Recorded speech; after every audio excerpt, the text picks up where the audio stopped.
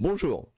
Alors, je suis tombé sur une nouvelle qui était en première page du site web du Figaro, hein, donc c'est quand même pas rien finalement. C'est le CESE, Bienvenue au Club Med de la République. C'est passionnant, en fait, ça a pas l'air très sexy comme ça de regarder le titre de cet article. Par contre, ça explique probablement vraiment en partie un dysfonctionnement majeur de notre pays, la France. Un dysfonctionnement majeur, et je vais essayer de vous montrer un peu quels en sont les mécanismes. C'est un organisme dont on n'entend jamais parler, en fait, que personne ne connaît vraiment, qui fait pas beaucoup de bruit, hein, nécessairement. Et donc, vous avez un article là-dessus. On va essayer de décortiquer ça et vous allez voir à quel point ça va nous conduire dans les méandres du pouvoir et dans les méandres aussi de l'échec français de ces dizaines d'années, hein. C'est vraiment très très emblématique et quelque part c'est aussi peut-être un des supports de l'échec de notre pays malheureusement. On va comprendre pourquoi. Alors, donc l'article s'appelle le CSE, Bienvenue au Club Med de la République. Déjà, on comprend quelque part, le Figaro s'en prend nécessairement à combien ça coûte, hein. Mais on va voir en fait que c'est pas seulement ça. Vous allez comprendre que en fait le problème est beaucoup plus grave que ça. Malgré si vous voulez que ça apparaisse un scandale, en fait c'est pas si un scandale que ça, mais par contre ça induit des choses extrêmement graves pour le pays en fait. Alors vous allez voir un peu. Donc comment gagner entre 3700 et 4500 euros bruts par mois et de toucher ensuite une retraite à vie.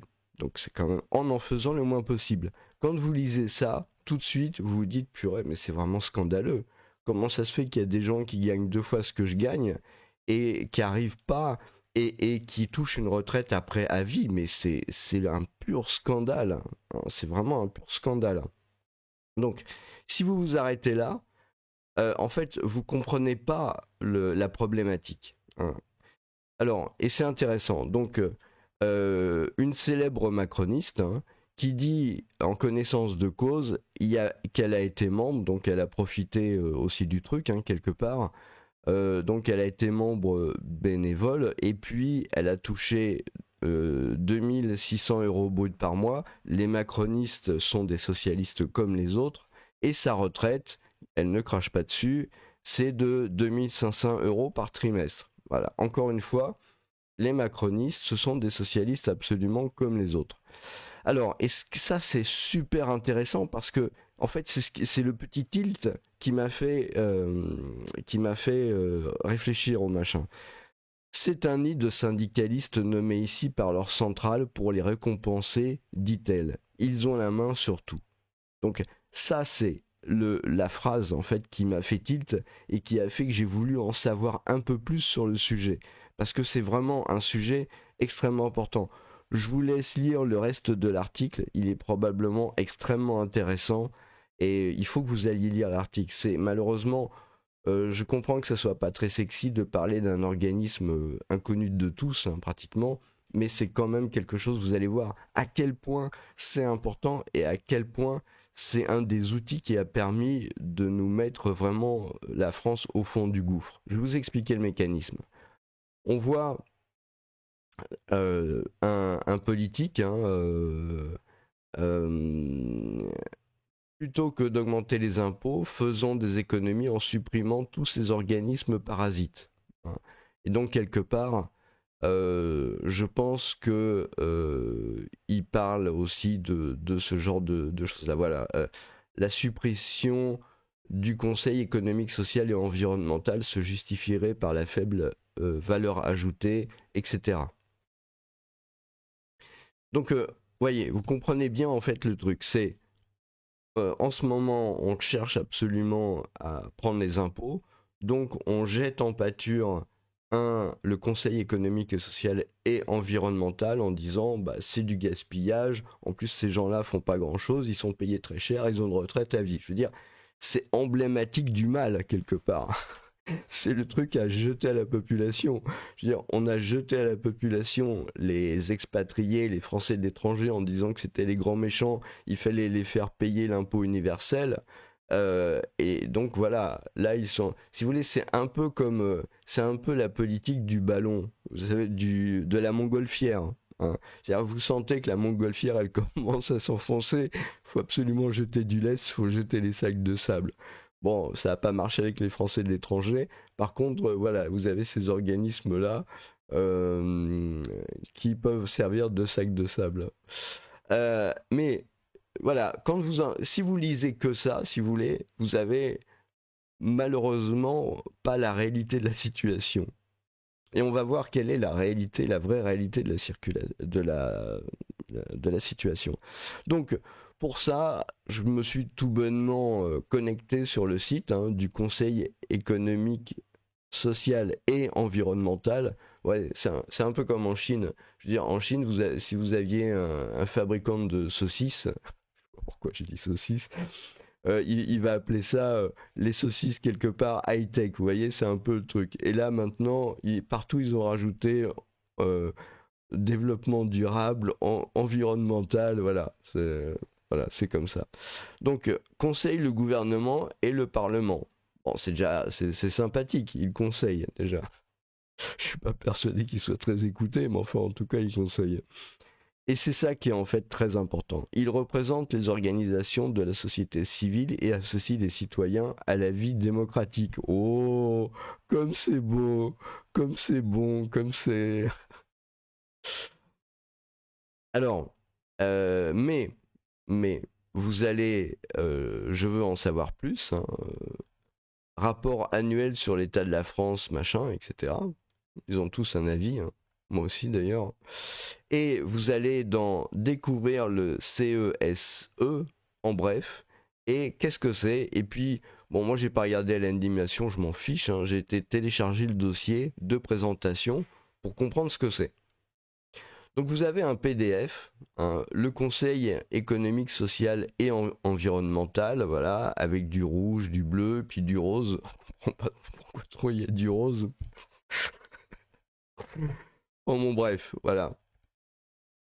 Et il conseille le gouvernement, bon, et je pense qu'ils n'ont pas été tellement écoutés ces dernières années, et le Parlement et participe à l'élaboration de l'évaluation des politiques. Ils ne doivent pas aider le Parlement à écrire les lois, vu le niveau.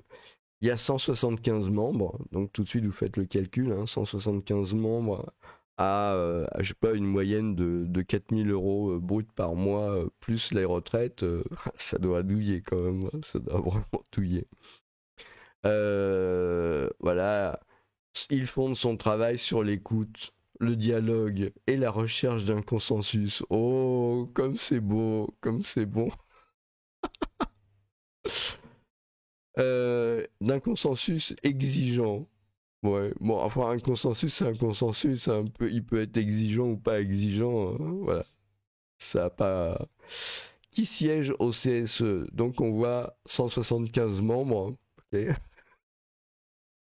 Je dirais qu'il y en a 54%, si je voulais faire des mauvaises plaisanteries.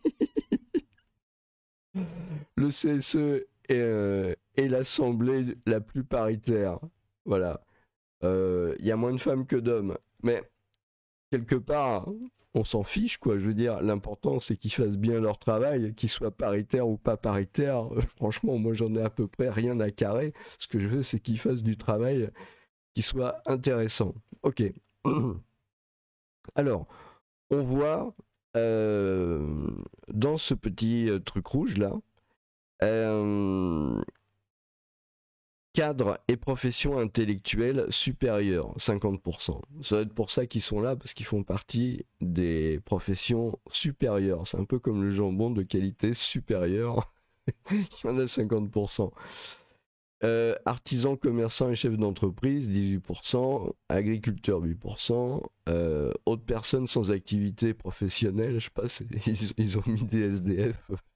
il y a 14% de SDF, auquel cas, bon, moi je suis pour les payer autant que ça. Je veux dire, s'ils sont SDF, effectivement, il faut qu'ils soient bien payés. Ouvriers qualifiés 1%. Donc le problématique des ouvriers, ça doit pas être trop leur problème. Employés 3%, pareil. Et professions intermédiaires, voilà. Les postes de gouvernance, 55% sont occupés par des femmes. Oui, mais on s'en fiche, je veux dire. Est-ce que les postes, est-ce que tout ça c'est efficace? Le reste, j'en ai à peu près rien à faire.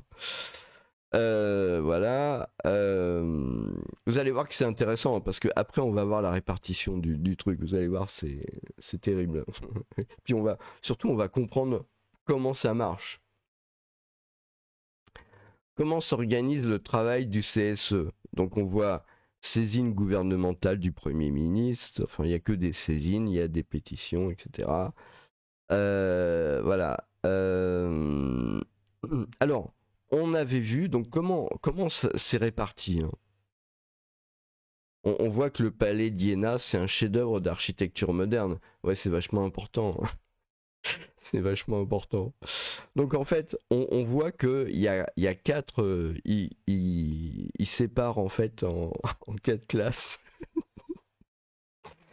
Il sépare en quatre classes en fait les membres du conseil machin chose. Donc on a vu qu'il y avait la macroniste qui se plaignait en fait qu'il y avait beaucoup de syndicalistes. En fait, quand vous regardez ça, c'est un super, c'est pas un représentant de la société civile, c'est un super représentant de l'appareil administratif étatique de la lourdeur française. C'est surtout ça le truc. Quand vous regardez, il y en a, vous faites à peu près, bon, je vais être un peu lourd, hein, mais à peu près 4 quarts, en gros. Je sais bien que 26 c'est moins, mais vous avez 4 grands trucs. Vous avez 52 membres qui sont effectivement les syndicalistes. Donc en fait, vous avez plus de 50% plus de 25% du truc qui sont des syndicalistes, hein. Euh, voilà. Donc quelque part, ces gens-là vont bénéficier, hein, ils vont bénéficier quelque part, eh bien je vais voilà. Je vais faire en sorte pour que ce soit peut-être plus visible. Voilà. Ces gens-là, ils vont bénéficier en fait de tout ça, hein. Ensuite, vous avez membres au titre des entreprises, etc. Donc vous avez les chambres de commerce France, mais la chambre de commerce en France, c'est pas un organisme privé, c'est un organisme d'État. En France, à l'étranger, c'est différent, mais en France, c'est un organisme qui est tout à fait d'État. Donc finalement, bon, on voit assez connu, hein, le MEDEF, j'imagine vous avez la FNSEA, Confédération Paysanne, etc.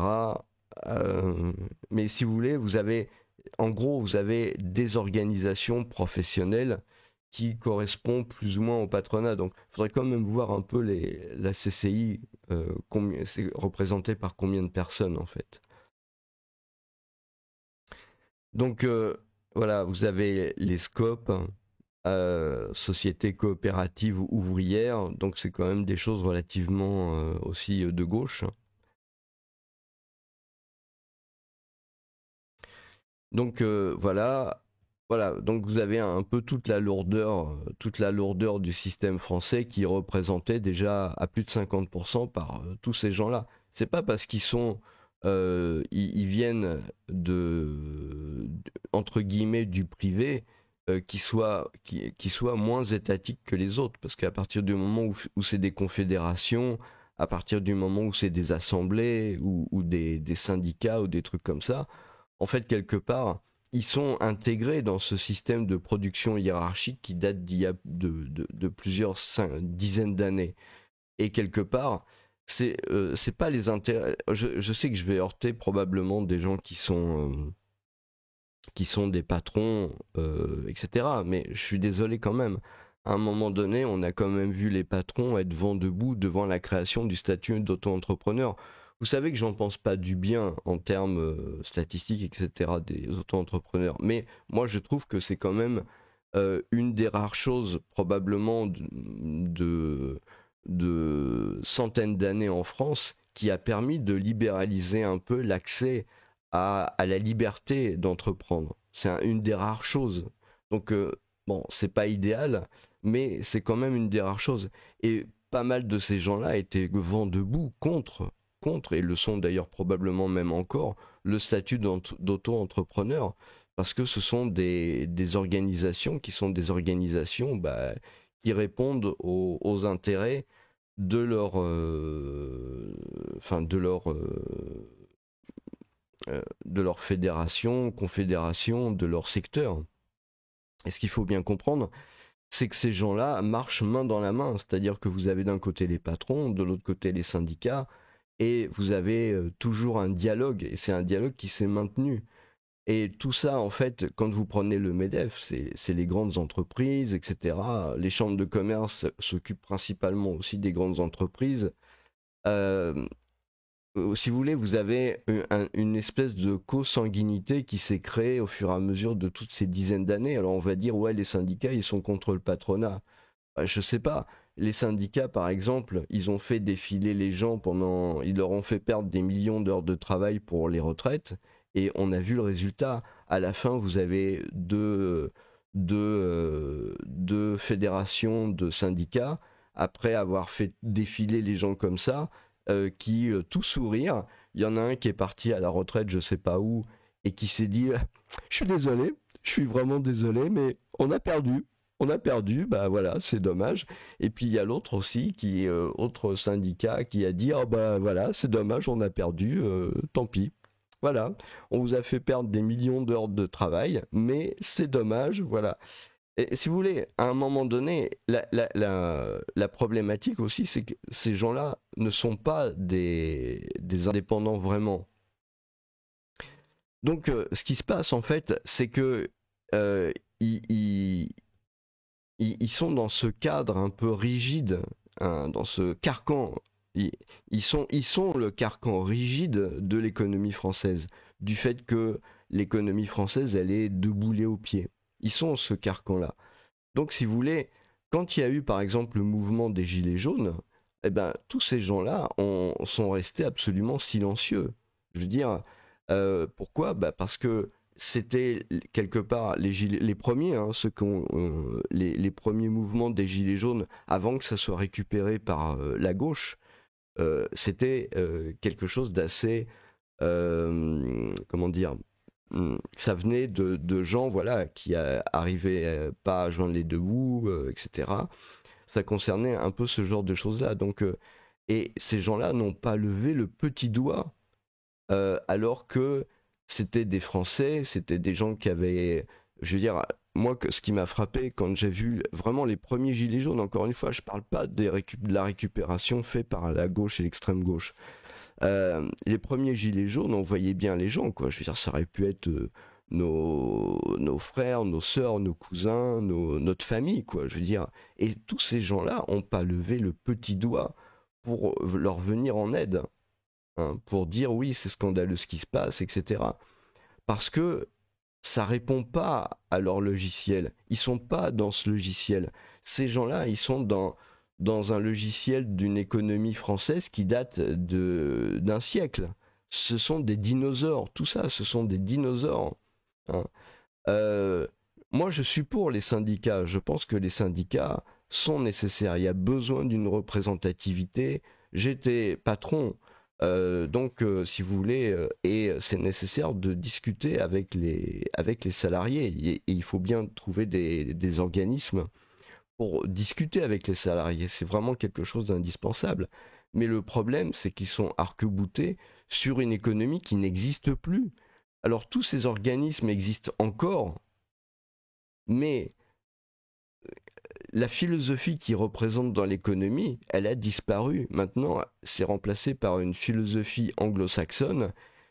Et à l'anglo-saxonne, quelque part, Les pays asiatiques s'y sont mis beaucoup plus rapidement que nous, parce que ils ont cette mentalité, etc. Et ils ont su s'adapter. Et le problème, c'est tant que la France restera arc-boutée sur ces trucs-là, eh ben, ça se passera mal. Et puis vous avez une partie, alors c'est subtilement minoritaire quand même, hein, très subtilement minoritaire.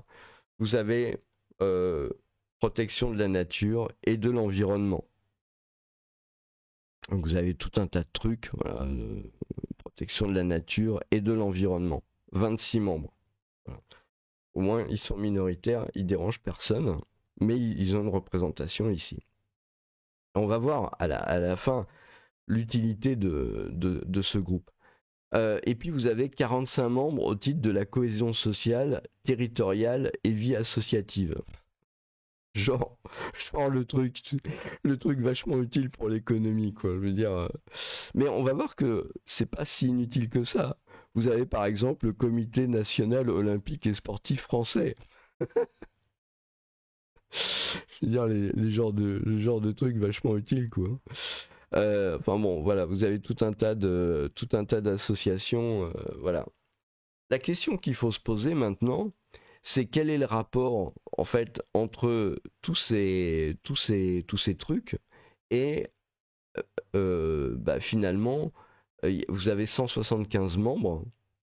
Donc je pense que oui, en fait voilà, 175 membres, donc ça veut dire tout ça.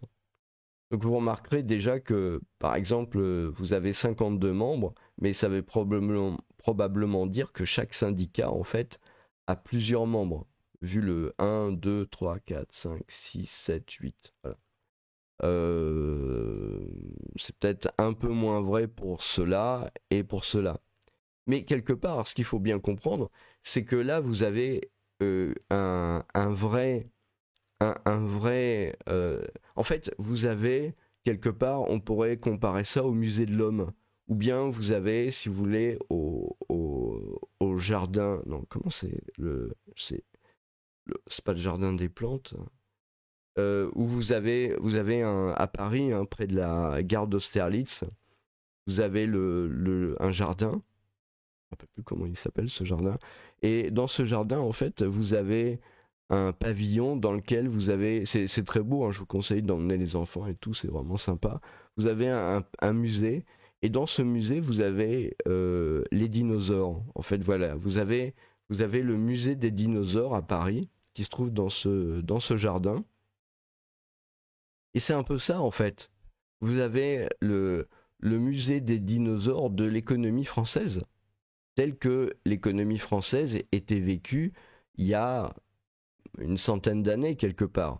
Mais le problème, c'est que l'économie mondiale, elle a changé. C'est pour ça, actuellement, quand vous prenez la courbe, hein, du déficit commercial français, vous apercevez que c'est en chute libre, hein, qu'il y a de plus en plus de déficits. Parce que si vous voulez, on est sur on est arc-bouté, en fait, sur une économie dinosaure. Et il y a plus que les os, quoi. Je veux dire, il y a plus rien à manger. Il y a plus rien à manger. Donc quelque part, on maintient de manière complètement artificielle tous ces trucs-là qui sont payés, etc. Et finalement, voilà. Quel est l'intérêt de payer tous ces gens-là aussi cher? Est-ce que ça serait pas pour qu'ils se tiennent tranquilles? Parce que le problème de la société, moi il y a un truc qui me choque pas mal, c'est que il y a évidemment des problèmes structurels qui sont importants, mais finalement on voit pas beaucoup de mouvements sociaux, je veux dire, en France, comparé à ce qui se passait dans les années 60-70. Je veux dire, on peut reprocher ce qu'on veut aux gens des années 60-70, mais on peut pas leur reprocher de ne pas défendre leurs intérêts, hein. Et actuellement, il n'y a personne qui défend les intérêts. Quand on voit ce qui s'est passé avec la retraite avec la réforme des retraites, c'est hallucinant. Je veux dire, c'est vraiment hallucinant. Ça a été un échec. ça serait passé il y a 30 ans ou non, il y a 40 ou 50 ans, ça n'aurait pas été un échec. Le gouvernement aurait été obligé de retirer son texte, hein. Alors que là, c'est plus le cas. Pourquoi? Bah, tout simplement parce que on n'est plus dans une économie industrielle, lourde, hiérarchisée, etc. Moi, je suis pour la hiérarchie, mais je veux dire, voilà, à un moment donné, on est vraiment dans une économie qui est sclérosée. C'est ça le problème. C'est vraiment le problème de la France de 2024. On est dans une économie absolument sclérosée et ce genre de truc-là fait partie de la sclérose. Si vous voulez, tous ces gens-là, mine de rien, est-ce qu'ils n'ont pas intérêt à ce que l'économie reste telle qu'elle est? Je veux dire, aussi bien les syndicats que les patrons, que les protections de la nature, que les membres associatifs, machin, truc bidule. Est-ce que tous ces gens-là, finalement, n'ont pas intérêt à ce que la France, elle reste arc-boutée sur un modèle qui est devenu obsolète? Est-ce qu'ils n'ont pas intérêt? Et est-ce que justement le fait de verser beaucoup d'argent à ces gens-là, parce que ça commence par représenter des sommes importantes, est-ce que ça fait pas partie justement de ça, hein? Je veux pas dire qu'il y a un complot, hein, c'est pas du tout le truc. Je dis que l'homme est ce qu'il est. Et donc, les gens qui ont des privilèges, bah, ils tendent qu'à une chose, c'est à les conserver. C'est tout à fait humain. Et c'est comme ça que ça se passe. Donc, voilà le truc. Alors, après, on peut appeler ça. C'est assez cocasse, en fait, que des gens de droite appellent ou des macronistes, hein, mais des socialistes, hein, je veux dire. Bon, il y a des jeunes Mozart, il y a des jeunes inexpérimentés Mozart socialistes de la finance qui sont plus très jeunes, hein, mais dans la mentalité, ça reste quand même un peu ça. Et donc le problème,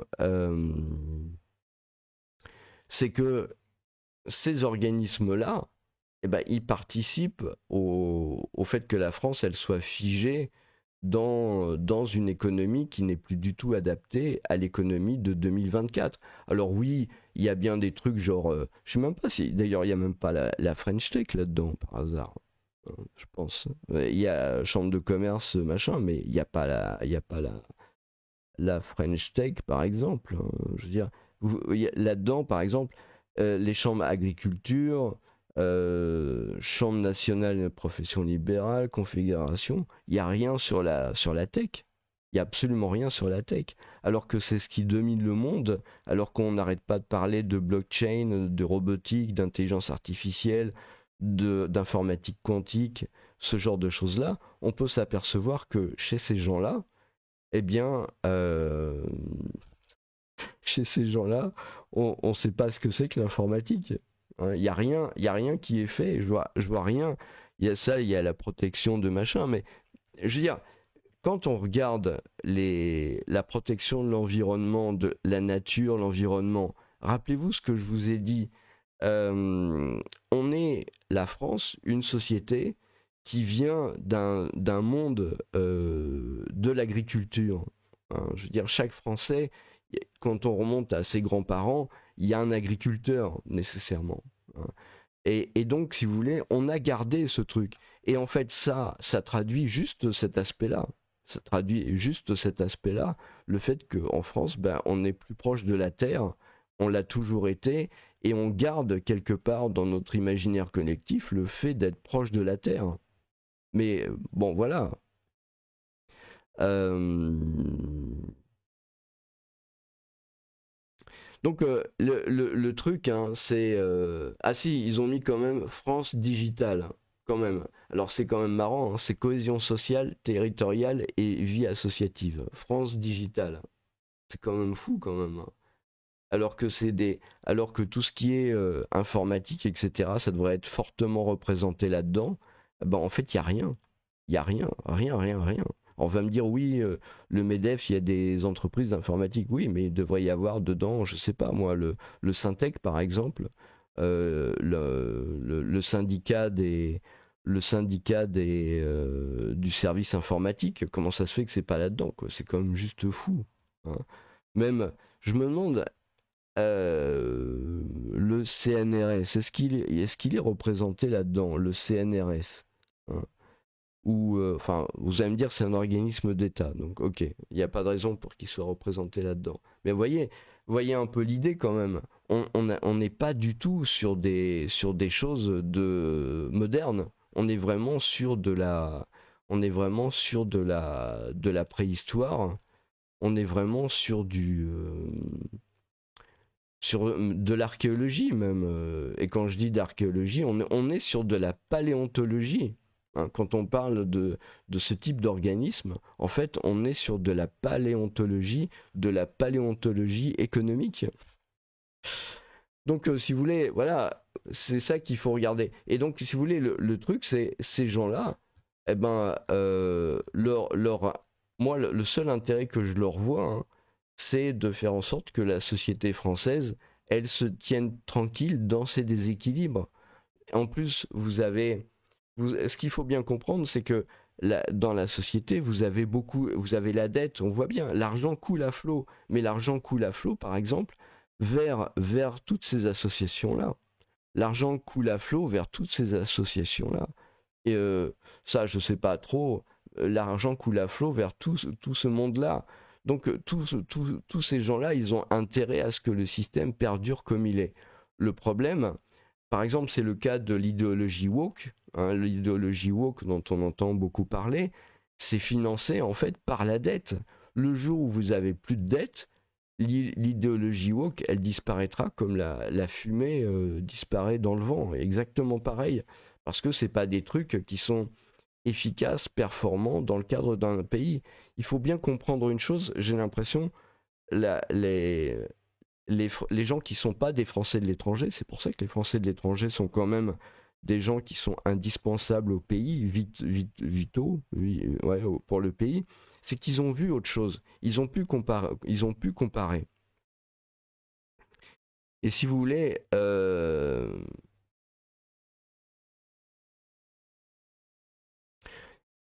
tout ça, ça pouvait exister dans un monde où la France faisait partie très clairement des puissances dominantes et où il n'y avait pas de concurrence.